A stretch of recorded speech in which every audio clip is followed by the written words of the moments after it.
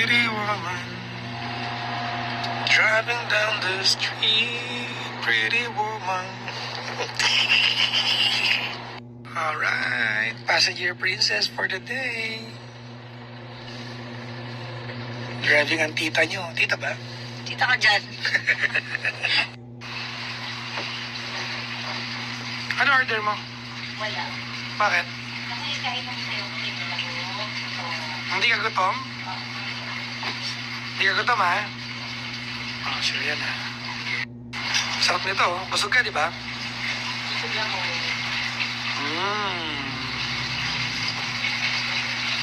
Mamaya na ba yung dessert? Ba yan? Busog ka, eh. Busog. Ano? Ay, sorry.